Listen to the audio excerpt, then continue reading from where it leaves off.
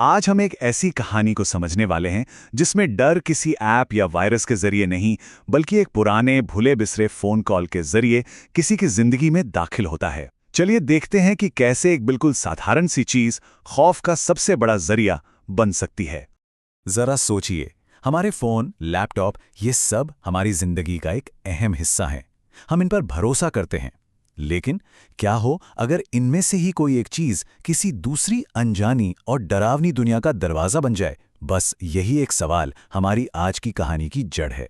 तो कहानी की शुरुआत होती है एक बिल्कुल नॉर्मल, खुशहाल माहौल से, जैसा कि अक्सर ऐसी कहानियों में होता है ना? सब कुछ परफेक्ट, एक नई शुरुआत के साथ। ये कहानी है अनु और तुषार की, एक शादीशुदा जोड़ा जिनकी शादी को 6 साल हो चुके हैं। उन्होंने अभी अभी बैंगलोर में एक नई बिल्डिंग की 10वीं मंजिल पर अपना सपनों का घर लिया है। सब कुछ बिल्कुल वैसा ही चल रहा है जैसा उन्होंने सोचा था, एकदम परफेक्ट। पर कहते हैं ना, अच्छी चीजें ज्यादा देर नहीं टिकती। उन्हें इस बात का जरा भी अंदाजा नहीं था कि उनकी ये खुशियां और ये सुकून बस कुछ ही दिनों के मेहमान थे। और यहीं से उनकी परफेक्ट जिंदगी में एक अनचाहा मोड़ आता है। एक ऐसी घुसपैठ जो एक मामूली सी फोन कॉल की शक्ल में दस्तक देती है। सोचिए, देर रात का वक्त है। तुषार अपने स्टडी रूम में काम कर रहा है और घर में बिल्कुल शांति है। तभी अचानक एक फोन की घंटी बजने लगती है। तुषार देखता है उसका और अनु का दोनों का फोन साइलेंट है। तो फिर ये आवाज कहां से आ रही है? जब उसने ध्यान से सुना तो उसे एहसास हुआ कि यह आवाज घर के स्टोर रूम से आ रही थी। स्टोर रूम में उसे एक पुराना, धूल से भरा लैंडलाइन फोन मिला। अजीब बात यह थी कि उसकी तार तक नहीं जुड़ी थी, वो तो डिस्कनेक्टेड था।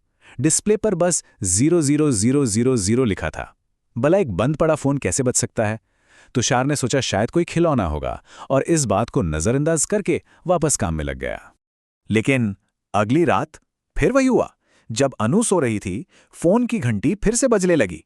इस बार तुषार की हैरानी झुंझुलाहट में बदल गई। उसने तय किया कि वो उस चीज का सामना करेगा। वो स्टोर रूम में गया और उसने फोन उठा लिया। और जैसे ही उसने रिसीवर कान पर लगाया, दूसरी तरफ खामोशी नहीं थी, बल्कि एक बूढ़े आदमी की बहुत धीमी और दर्द भरी रोने की आवाज आ रही थी। इस एक फोन कॉल ने सब कुछ बदल दिया। अब डर सिर्फ एक आवाज नहीं था, वो धीरे धीरे अपनी मौजूदगी का एहसास दिलाने लगा था। घर के अंदर तुषार ने घबराकर पूछा, कौन है? कोई जवाब नहीं आया, पर वो रोने की आवाज ऐसी लग रही थी जैसे कोई उससे दूर जा रहा हो। और फिर फोन के अंदर से ही उसे किसी के चलने की, कदमों की आवाज आने लगी। और इससे पहले कि तुषार कुछ समझ पाता, ठीक वैसे ही कदमों की आहट अब उसे अपनी ही लिविंग रूम से सुनाई दी। उसने दरवाजा खोल के देखा, वहां कोई नहीं था। अब देखिए, उस एक छत के नीचे दो अलग अलग दुनियाएं चल रही थीं। एक तरफ तुषार था, जिसके लिए घर में एक रोता हुआ बूढ़ा था, डरावनी आवाजें थीं और जान का खतरा था। और दूसरी तरफ अनु थी, जिसे लग रहा था कि काम के स्ट्रेस की वजह से तुषार ये सब वहम कर रहा है। अपने इस डर में तुषार बिल्कुल अकेला पड़ चुका था।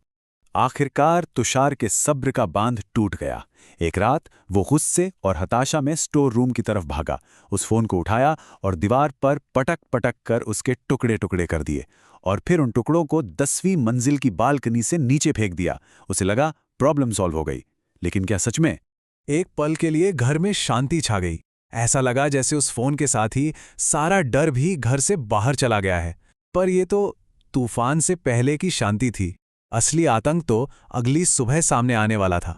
अगली सुबह जब अनु की आंख खुली तो उसने कुछ ऐसा देखा जिसने उसकी दुनिया ही हिला दी। उसने देखा कि तुषार बालकनी के कोने में दुबका हुआ है। वो हवा में किसी ऐसी चीज को देखकर डर रहा था जो अनु को नजर ही नहीं आ रही थी। अनु को देखते ही वो चिल्लाया, वो बूढ़ा आदमी, वो मुझे मार डालेगा। और इससे पहले कि अनु भागकर उसे रोक पाती, तुषार का पैर फिसला और वो बालकनी से नीचे गिर गया। सब कुछ खत्म। तुषार की कहानी तो यहीं खत्म हो गई। घर में एक भयानक सन्नाटा पसर गया। लेकिन आतंक की कहानी अभी खत्म नहीं हुई थी, बल्कि असली डर तो अब शुरू होने वाला था। अपने पति की मौत के सदमे में डूबी अनु घर की खामोशी में बैठी थी कि तभी उसे एक जानी पहचानी, दिल दहला देने वाली आवाज सुनाई दी। स्टोर रूम से उसी लैंडलाइन की घंटी बज रही थी। मगर ये कैसे हो सकता है? फोन को तो तुषार ने तोड़कर फेंक दिया था। ये नामुमकिन था। वो कांपते हुए स्टोर रूम के अंदर गई और वहां जमीन पर बिल्कुल सही सलामत वही लैंडलाइन फोन रखा हुआ था, जैसे उसे कभी छुआ तक ना गया हो। फोन की घंटी लगातार बज रही थी। हिम्मत करके अनु ने कांपते हाथों से रिसीवर उठाया। दूसरी तरफ से एक रोने की आवाज आई, एक जानी पहचानी आवाज जो किसी और की नहीं बल्कि उसके पति तुषार की थी।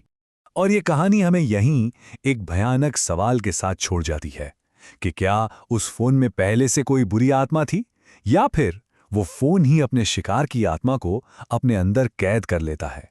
इस बारे में सोचिएगा जरूर।